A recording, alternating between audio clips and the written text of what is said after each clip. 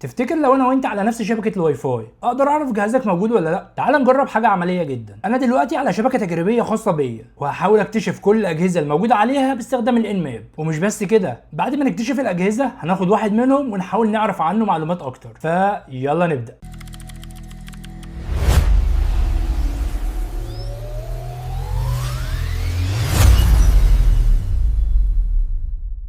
اول حاجه لازم تعرفها قبل ما نكتب اي امر، احنا مش عايزين نفحص جهاز واحد دلوقتي، احنا عايزين نقول للانماب اكتشفي لي كل الاجهزه الموجوده على الشبكه دي. يعني بدل ما اقول لها افحصي لي الاي بي ده، هديها نطاق الشبكه كلها. وفي اللاب بتاعي الشبكه هي 192.168.8.0/24، وده معناه بشكل مبسط ان احنا بنتعامل مع نطاق من الاي بيهات داخل نفس الشبكه. وطبعا عندك ممكن تكون الشبكه مختلفه زي 192.168.1.0/24 او 192.168.0.0/24. دي اشهر اي بيهات موجوده في معظم الراوترات. ولو عايز تعرف الاي بي الخاص بجهازك ونطاق الشبكه، هنكتب الامر ده IPADDR وانتر. هتلاقي ان ده هو الاي بي الخاص بجهازك، وده طبعا البريفكس لينس بتاعه اللي هو 24، واللي جنبه ده البرودكاست اي بي اللي اخره 255. وطالما البريفكس لينس عندنا 24 يبقى الاي بي بتاعك او السبنت اي بي بتاعك 192.168.8.0. فكده عرفنا نطاق الشبكه بتاعتنا. تمام جدا. من ناحيتك انت لو ظهر لك اي بي 192.168.1 مثلا .5/24، فالشبكه بتاعتك هتبقى زي ما قلنا 1.0/24. تمام. طيب تعالى دلوقتي نستخدم الامر ده nmap مسافه داش sn 192.168.8.0/24. خلينا نفهم الامر بسرعه قبل ما نضغط انتر. الnmap ودي الاداه اللي احنا بنستخدمها علشان نعمل نتورك سكاننج. داش sn هنا معناها ان احنا مهتمين باكتشاف كل الاجهزه الموجوده، مش اننا نعمل بورت سكان كامل لكل جهاز. يعني هدفنا دلوقتي بسيط جدا، مين موجود وانتر. بص كده على النتيجه اللي ظهرت. كل سطر هنا بيمثل هوست او جهاز قدرنا ان احنا نكتشفه. مثلا 192.168.8.197 ده اي بي ادرس لجهاز على الشبكه. ولما الانماب تقول هوستز اب، ده معناه ان الجهاز استجاب لطريقه الاكتشاف اللي احنا استخدمناها في الاسكان، وبالتالي بقى عندي دلوقتي قائمه بالاجهزه اللي قدرت الانماب تكتشفها. لكن خد بالك احنا لسه ما نعرفش الجهاز اللي هو 192.168.8.197 ده عباره عن ايه. ممكن يكون لابتوب، ممكن يكون سيرفر، ممكن يكون جهاز افتراضي في اللاب بتاعنا. فخلينا ناخد جهاز واحد ونبدا نفحصه بشكل اكبر. انا هختار مثلا 192.168.8.197.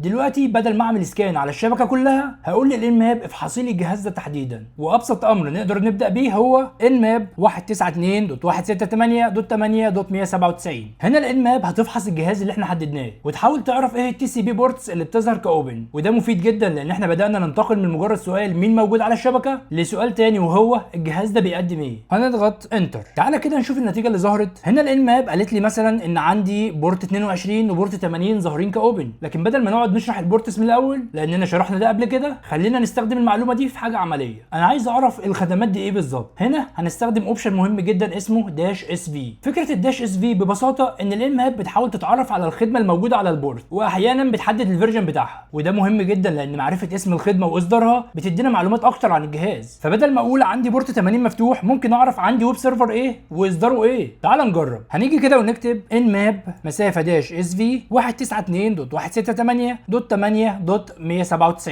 وانتر. شوف كده النتيجه اللي ظهرت معانا. بص الفرق. في الاسكان الاول كنا عارفين ان في بورت 22 وبورت 80، وطبعا في بورتات تانية مفتوحه. لكن دلوقتي الانماب حاولت تتعرف على الخدمه نفسها. فمثلا هنا 80/TCP ظهرت الخدمه وهي HTTP ومعاها معلومات عن الويب سيرفر. وبورت 22 ظهر مرتبط بخدمه الاس اس اتش، ودي معلومه اهم بكتير من رقم البورت، انك تعرف اسم الخدمه واصدارها. دلوقتي انا عرفت الاجهزه وعرفت الخدمات اللي على الجهاز. طب لو عايز اعرف الانماب تقدر تستنتج نظام التشغيل المستخدم، ايه الاوبريتنج سيستم اللي على الجهاز ده، هنا نقدر نستخدم اوبشن اسمه داش او. الداش او بتطلب من الانماب تعمل محاوله او اس ديتكشن، يعني تحاول تستنتج هل الجهاز ممكن يكون ويندوز، لينكس او نظام تاني، بناء طبعا على خصائص الشبكه والاستجابات. ودي نقطه مهمه جدا، دي محاوله للتعرف على النظام، مش ضمان ان النتيجه تكون 100% صح. تعال نجرب. هنيجي كده ونكتب nmap مسافه داش او 192.168.8.197 وانتر. بص هنا الانماب بتحاول تحدد الاوبريتنج سيستم، وفي بعض الحالات ممكن تعرض لك اكتر من احتمال، وده طبيعي لان الانماب بتحاول تستنتج النظام من طريقه استجابه الجهاز للشبكه. فما تاخدش اي نتيجه هنا في الاوبريتنج سيستم ديتكشن على انها حقيقه مؤكده. احنا زي ما قلنا الانماب بتحاول تستنتج النظام اللي موجود على الاجهزه بناء على طريقه استجابه الجهاز للشبكه. طيب دلوقتي انا كل مره بعمل امر مختلف، مره بعمل سكان، مره بعمل سيرفيس ديتكشن، مره بعمل او اس ديتكشن. طب ليه ما نجمعش معظم المعلومات دي في امر واحد؟ في اللاب بتاعنا ممكن نستخدم ان ماب مسافه داش اس في مسافه داش او 192.168.8.197.